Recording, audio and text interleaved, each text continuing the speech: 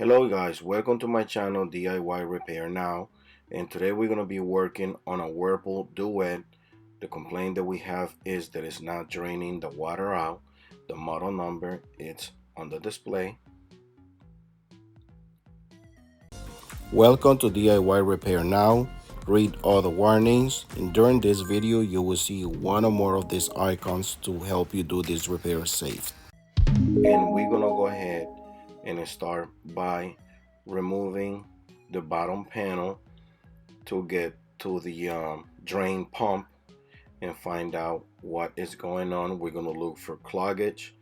We're gonna look for anything that it could be blocking the drain pump from draining the water out. However, I can hear the drain pump rattling noise, so we're gonna start by checking the water pump, and we're gonna go from there.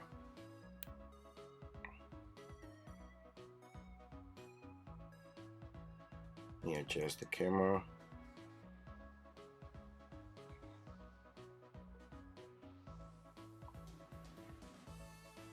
After you remove the bottom panel, just make sure there's no water there. If it is water, go ahead and be prepared for water to spill out. However, at this point I already have removed the 3 screws that holds the motor on the pump, but I'm going to explain to you how to remove is three screws that holds the pump, this motor pump in place. So you remove those 3 screws to be able to check the motor, and we're going to look for tension on the motor blade. After you got the pump out, you're going to rotate the blade to the left or to the right, and if it doesn't have any tension on it, that means the pump is bad. As you see, this part didn't supposed to come out easy and it looks like it's broken. So we are now going to look for windings because the motor probably is right. If you want to replace the whole pump, you have to remove the 2 water hoses and release the clamps to be able to remove it from the old water pump housing. In this case, we have this orange male to female adapter there.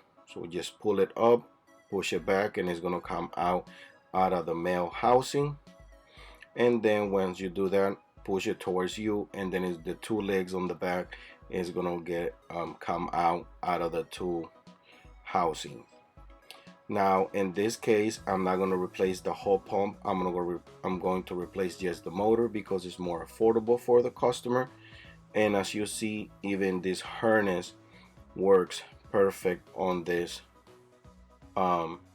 motor pump.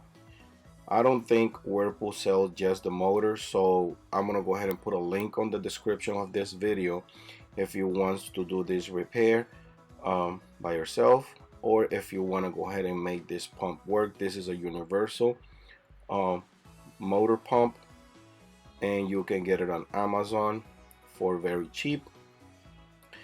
I've been using this pump in Whirlpools, GE's, Samsung, and I believe it comes with 1-year warranty, and I have no issues whatsoever replacing this pump because Whirlpool only sell it with the whole housing, which is more expensive. In some cases, I let the customer choose which way he wants to do it. If you want to replace it with the whole housing or just the motor, letting them know that it's an aftermarket motor, but it comes with 1-year warranty. After you go ahead and put the new pump in place, you're going to go ahead and grab your screwdriver and install the 3 screws around the pump. Just go ahead and mark where the screws was before and just try to install them in the same position. Remember, it goes like in a triangle pattern, one on the right, one on the top, and one on the left. Once you remove the old motor, you're gonna go ahead and see that how the new one's supposed to go.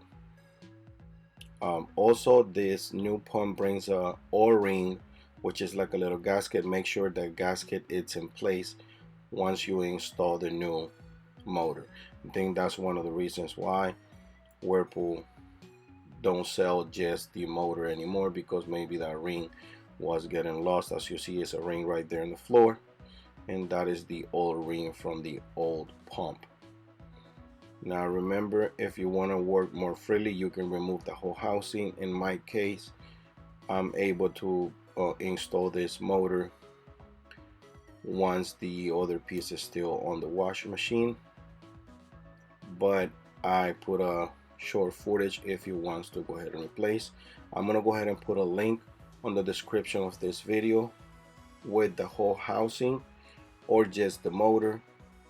That way you choose whatever is convenient, or whatever is convenient for you, or whatever you feel like doing. This point, the customer said, well, I don't want to put too much money on this repair, so he decided to go with the aftermarket drain pump. Always be prepared for water to spill out. Now I'm going to go ahead and test the washer before I put the bottom panel back on.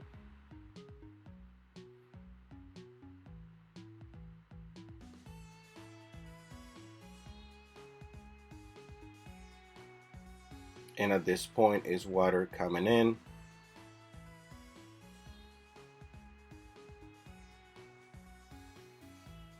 And it's already filling in water, and it's kind of rotating, sensing to see if there's any clothes inside.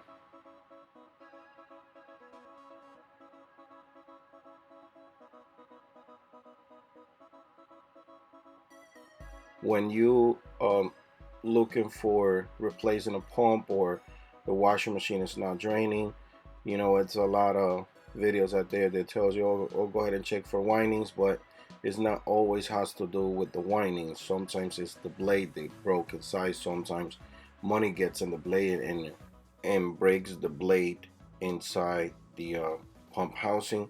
So at this point, we're pretty much done. We're just gonna go ahead and install our bottom panel back in place to wrap up and go to the next repair. Now, like I told you, I'm gonna go ahead and put this panel on the description of this video for the pump with the whole housing and the aftermarket pump that you can use. And then if you are a appliance repair guy, you can use this pump in different models and it will work just fine. Sometimes I even use it on GE models and it works with no issues. So that's something to keep in mind. Now we're just gonna go ahead and test it one more time just to make sure everything is good. And that's it for this video, guys. Thanks for watching.